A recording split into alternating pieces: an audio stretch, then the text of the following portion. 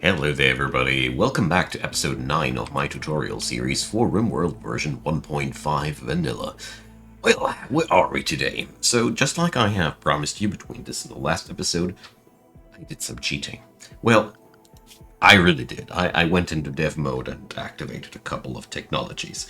We are now skilled in the art of microelectronics, machining all the way down to gun turrets and all the way down to guns. So we are going to cover today what the changes of these technologies are, how to use them, and what to make out of it. More precisely, we're going to build a comms console, we're going to prep up for stellar trade, and we're going to talk about machining and gun making, and we're going to introduce the high-tech research bench. So that's a lot of things. Let's get started with what we got so far. So I also skipped the winter because I really feel like it's easier now. We have already learned everything about winter that was there to learn. Let's move on over to the next chapter. So first of all, with the microelectronics technology, you unlock a couple of really good things. You unlock the comms console, which allows you to communicate with the rest of the world from your base. You unlock some really good weapons, EMP weapons that allow you to battle mechanoids. And we also unlock the high-tech research bench and the orbital trade beacon. The high-tech research bench is not a optional thing, it is a must-have. As you see there, we cannot choose any of the technologies back here because we are lacking the high-tech research bench to change that. Also very important to note, the high-tech research bench is not movable after it's been installed, unless they fixed that in a previous version. So the high-tech research bench is a lot larger than the simple research bench, and the good part about it is absolutely replacing your regular simple research bench, as you can condone regular simple research there as well. It's simply just unlocking the other type of research for you. From this age on, you will hunger for steel and components like crazy. These become the most sought after mid-game resources in my opinion and experience, because there's just so many things that you will be able to make out of these. Just begins with the high-tech research bench requiring 250 steel and 10 components, but that is relatively mild numbers compared to what we're going to need in the grand total here. So once the research bench is finished, we're going to be able to make our research happen at this place. I'm going to introduce it in a second. There we go. It also requires electricity. And yep, nothing has changed. You can't move it. So while the simple research bench can be moved somewhere else, this thing is not movable. So choose wisely where you build it. That is the gist of it.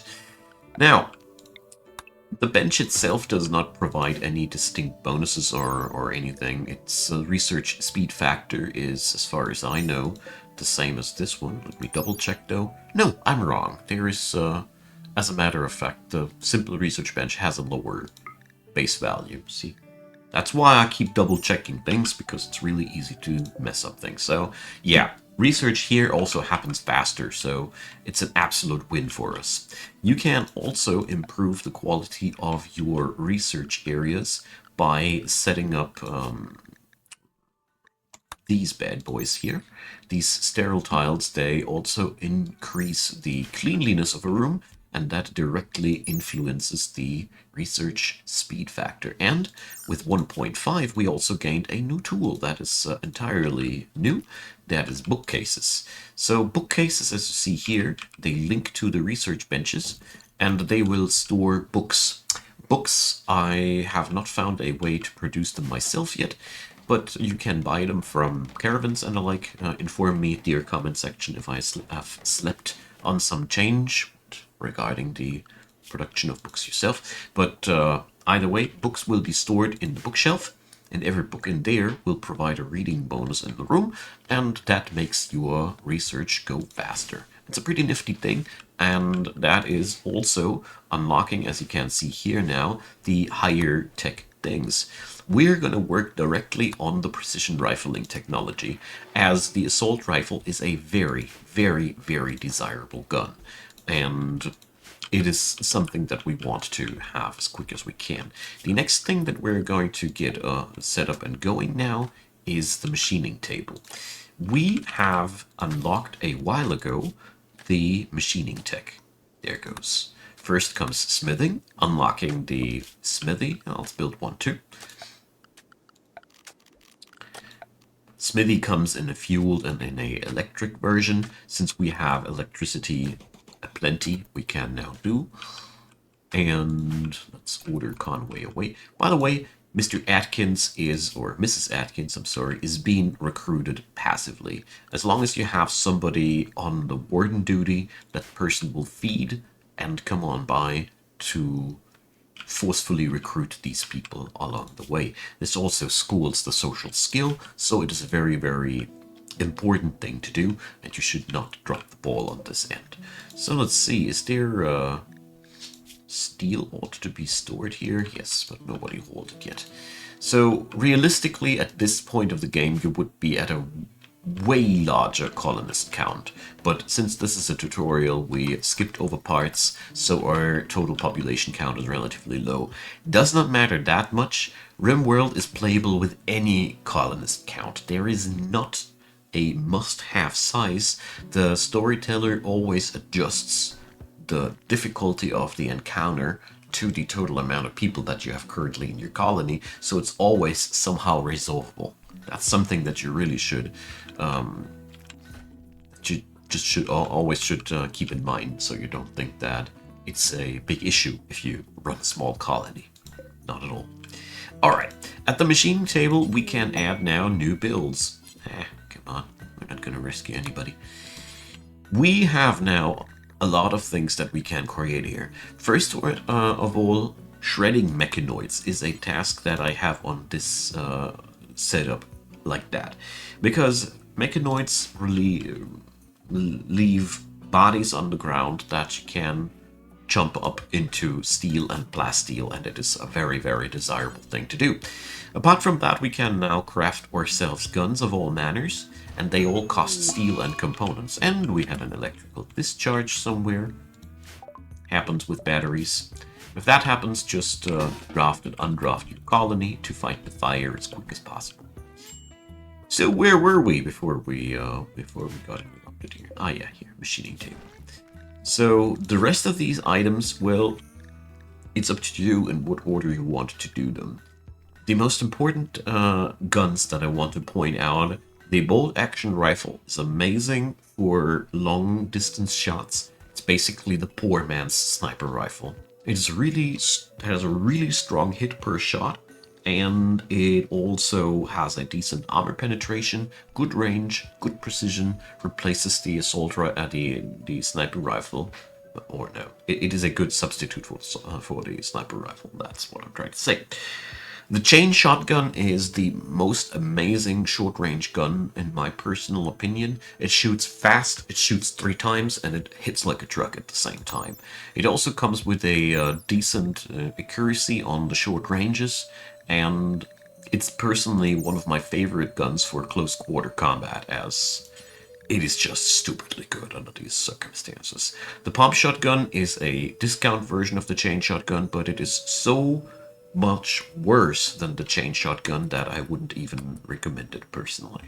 I would always avoid crafting these and use them if looted, but I wouldn't craft these. The revolver, auto pistol, and machine pistol can all be substituted by the chain shotgun, in all honesty. The machine pistol is just a higher fire frequency. Among all these guns, I personally would run, if I only had these available, a heavy SMG maximum 1 in my squad for just a lot of bullets, because this thing is not really accurate or anything, although in close range it is very accurate. It just spits out a lot of bullets. Like, that's its prime purpose. But yeah, You're well off with chain shotguns for the close range, bolt action rifles for the long range, and in the medium range this weapon segment falls a little bit flat. This is where the assault rifle will truly shine. I personally substitute the assault rifles with revolvers because they are pretty decent as well. Personal opinion and experience. So, well, that is so far what machining will offer us. It also opens up a terrible, terrible hunger in our colony for steel and components, as all these goodies that you can craft down here are just costing exactly that. Strong recommendation if you have some chem fuel to spare towards crafting yourself some Molotov cocktails, because it's really useful to have some fire available from time to time. And EMP grenades. Craft yourself a couple of these, as these have an insane stopping power for mechanoids. And it's a little bit anti-intuitively, but grenades they don't use up in Rimworld. You can lob endlessly grenades by crafting a item of these. It's just as it works. I find that weird, but it is what it is. You don't need to worry about grenades getting used up or anything. They're an endless resource. And the forge, well, the forge makes all the melee weapons that you might want to have. Here is a simple sentiment. Blunt weapons are good for knocking people unconscious if you don't want to kill them. There's the mace, there's the club, there's later also the warhammer, but check. Here, there's the long blades tech also for long swords and spears. These are your melee tools of choice. But most of the time you won't be using the smithy for that much. It is pretty cool to craft simple helmets. Can very, very much recommend to craft helmets if you don't have a higher armor tech. Now, we are going to talk about comms console. So the comms console is found in the miscellaneous tab. And I recommend building it somewhere where your people are always close by. Because all in all, you want that thing to be available wherever you can. The next step that you're going to do is orbital trade beacons, wherever you have items that you want to sell. So in this scenario, we're going to drop it in here. And as you see here, there's a white border around that. So these corner spots, they will be not accessible by the trade beacon. Therefore, we're going to shrink the zone like that. Because every item that is in the range of this beacon can then be accessed by the orbital trader that will visit us from time to time once we have built the orbital trade beacon. If the items are not in the range of a orbital trade beacon, they are invisible for the orbital trader. This guy can't see then that there is anything for him, whatever entity it might be, to see there. So it's very important that if you want to work on that end, you need to have these connected. Also, you can place these outside like that. So if you want to trade with goods outside, so basically whatever item you want to trade to the space trader, you will need to link up with a orbital trade beacon. The downside of orbital trade beacons is quite clearly they require power at all times. So your base will grow more and more power hungry in terms of electricity the longer you play. That's a completely natural development. And I highly recommend you to find as many sources of electric power as possible. So a really good technology to research in that regard is geothermal power. If you have water available on your map, you can just slap in watermill generators into the water. Although I don't like them too much as they are difficult to defend, as raiders love to attack your structures. And yeah, guess what? Look, there's some generator to break. And therefore, yeah. The comms console does not only offer you the availability, the chance to spawn an orbital trader, you can also use it to call your neighbors. If you have a really high relationship with your neighbors, you can request military aid and or trade caravans. So it is really, really paying off to have good connections to your neighbors. A high level of relationships can be used to just nudge the combat to your favor by just immediately spawning a friendly party of combatants. That is really, really a good power move in all situations. And so, in combination with the comms console, you can utilize your diplomatic relations and transform them into a weapon, basically. That's what it is. So good times are ahead again, so we're allowing the sowing of our fields again. And with this springtime, we're also going to order a couple of new fields. So, one field will receive cotton plants. Cotton plants directly transform into cloth magically. You don't need to worry about weaving or anything. That is not happening in Rimworld. We are also going to plant psychoid plants and smoke leaf plants. As we are going to cover drug production in the upcoming episodes, it's time to get started with that fun. There we go. Furious is planting furiously. I love it. Seriously, plants 15 makes people go crazily fast. At this point, you also can and should utilize, let's see, here, these dark green spots. There's the fertility overlay button. And inside these dark green spots, it pays off to set up also farming zones of healroot. I mean, in this biome, you not necessarily need to plant out any healroot, as in the temperate forest, the stuff is literally growing everywhere.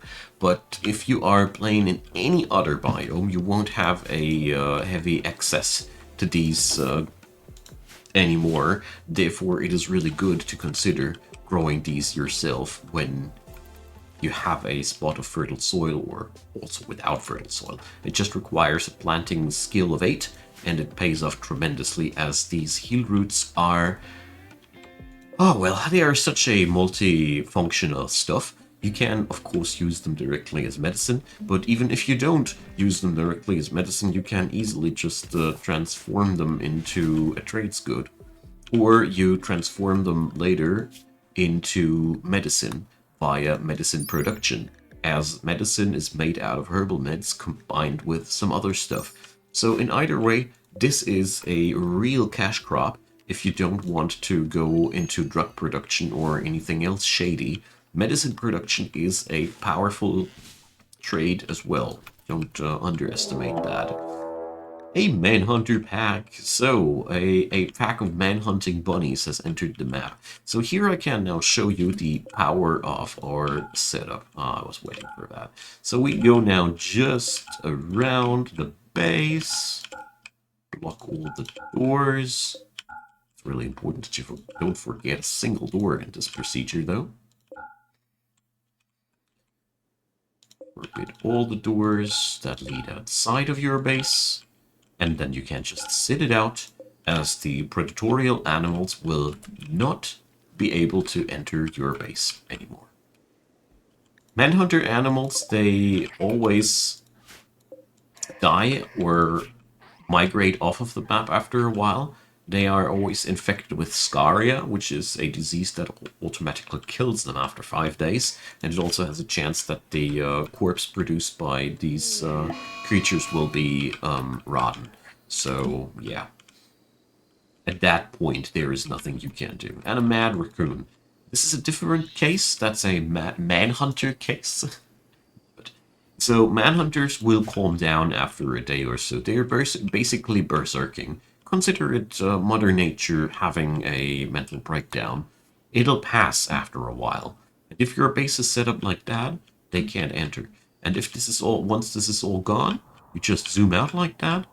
Sure, you have all the doors available on your screen, and you just double click the doors, and then you can just forbid them once and allow everything at once, or you just go here and allow all forbidden items, only works if there's nothing on your map that you want to have forbidden. Wait a sec, this is not working like that. Forget the second one. This is more than 7 items that we have forbidden. Either way, you can easily sit out the Manhunter packs like that, and you don't need to worry about anything at all. It's one of my personal favorite ways of dealing with these problems. Okay, so that's that. We have also access now to gun turrets. I'm going to go over that topic now next. Gun turrets are a little bit of a fickle thing. Gun turrets are really useful, but they're also costly, and they are, well, how to put it? They have a horrible resource efficiency. Yes, I think this is the best way to put it. The gun turret is firing autonomously onto enemies, but it has to be reloaded directly with steel. Unlike your guns, which are just on their own able to fire endlessly. They don't need any extra tricks or anything like that to have endless ammo. The gun turret does need to be refueled with steel. That's the first downside of these bad boys. This is really a big downside, because that means these guys end up being very costly. And to make matters even worse, a gun turret can explode if it's being punched. So that means, or being shot at. Whenever a hit is connecting to the gun turret, there is a likelihood that a fuse is igniting and the thing will blow after a few seconds of a detonation timer. This is a double-edged sword, because it is not only a downside. You can use this very much to your own advantage. So, for example, one of my favorite strategies, as mini turrets can be reinstalled, is to put a mini turret just in front of the situation like this. So what that does is, the AI of enemy attackers is very straightforward in Rimworld. They'll always attack the closest enemy entity that they can get themselves a hold of. And if you build it up like that, your enemy will rush into the gun turret and smack it. There's a high likelihood that it'll explode in their face, and there's also a high likelihood that they'll just destroy the gun turret, and you'll not get any payout out of that. Also, these bad boys have a pretty low damage, and they only shoot 2 bullets per burst. So, all in all, you are always way better off with a colonist firing a gun. But, at the same time, this thing is able to be built en masse. And if this thing dies, one of your colonists didn't. So, it is something you need to weigh off. The big downside is that you're directly transforming steel into defensive qualities. That's what it is. Oh, and did I already mention that if there are man-hunting animals, your visitors get attacked by these? It's fun. That's really fun. Well, jokes aside, I think the incident is over. There is no more hostile monster outside there. So we can now do as follows. We select all the doors by double-clicking them. Then we forbid them all, and then we allow everything again, and then it's fine. Like this, you can sit out measly manhunters of 2 bunnies, but also 30 lions, polar bears, whatever. The animals will never get the idea of attacking your base without... when there was never anybody seen on the enemy side. And Atkins has joined us. As you can see, this is how recruitment works. We have now a new person in the colony. Hooray, that's always a good thing. By the way, the official limit is, as far as I remember, 12 colonists. If you grow larger than 12 colonists, the storyteller will try to reduce your numbers at any costs. What that means is the game will grow consecutively harder, as the storyteller is deeming your colony as too large and goes super crazy in terms of pressure and attack ratio and attack amount, and everything will go bonkers. Alright, Once we have microelectronics researched, your next big milestone for actual progression's sake will be the research of the multi-analyzer. The multi-analyzer is an add-on that can be plugged on top of your not multi-research, high-tech research bench. High-tech research bench. So it's basically like a dresser or an end table just for this research bench. It'll connect directly to it. It costs really, really nasty resources, namely plasteel and gold, so stockpile some of that. And it'll then allow you to research these ultra high-end technologies. So you will only have access to all the technologies behind the multi-analyzer tech once you have successfully built a multi-analyzer in the vicinity of your high-tech research bench. That's how it works. So yeah, you need to research that thing first, and then you can plug it down. And from that point on, you should aim for the fabrication and advanced fabrication tech, because this will allow you then to produce your own components. That is a big milestone for every colony, but it is also a really, really heavy piece of heavy lifting. And I'd strongly recommend you to research precision rifling, mortars, and maybe even flak armor and prosthetics first before you head down that way. A notable shout out towards the minigun at this point. The minigun, if you can produce one, is just like a heavy machine gun on steroids. It has a very long wind-up time, but it excels at dishing out a lot of death in a very, very quick time, and it is one of the best weapons when you have to attack many targets at once, but it sucks at single target damage dealing, as it has a very high spread, fairly inaccurate, so you can easily skip over the multi-barrel weapon technology without worrying that you're missing out on something. It's a very specialized gun, and in all honesty, it's usually enough to import one from outside. Well, but if you have a lot of research capacities open, just knock yourself out. It's a lot of fun. And mortars are extremely important because they serve as a resolution for a lot of mid and late game threats. I'm going to go over this topic more detailed in an upcoming episode. That's why we haven't unlocked them yet. So mortars are really, really a must-have.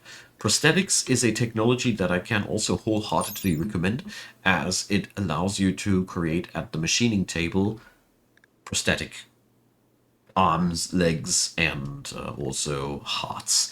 The arms and legs, though, are what we're after. A prosthetic arm still is not as... where is it at? Where can you see it here? Well, I can't. Here, body part efficiency is only 50%, so it's still way worse than before, but it is also not anymore at a point where you have a problem with that person. So, before we end, we are being attacked one more time. I want to introduce that it's very important, after you have had your run-in with your animals and you have cleared that out, you need to hold open the gates again.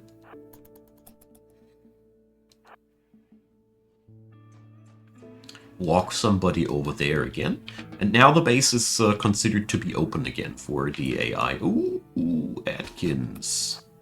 So when that happens, by the way, you are risking a breach. As the AI, when they see somebody going through a door, you give them ideas. You see, it often happens that the AI then decides to check where they can enter the base. As you can see here, they are now entering the base, even though they are not officially on attack yet. But yeah, that's how it works. They'll now die either by the defense systems of ours, or by one way or another.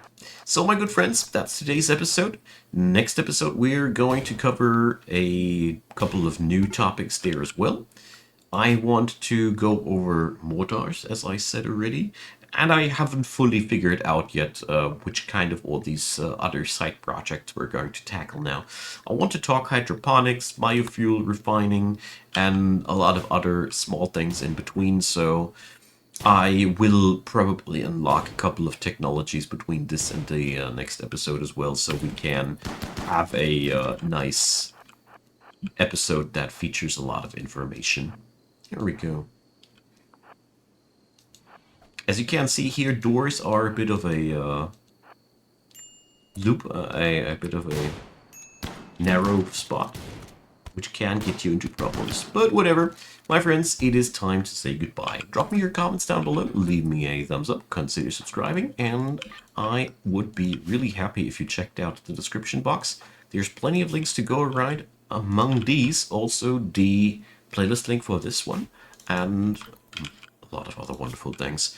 Check out the Discord, my Twitch, and if you'd be so kind to support the channel, I'd be really happy.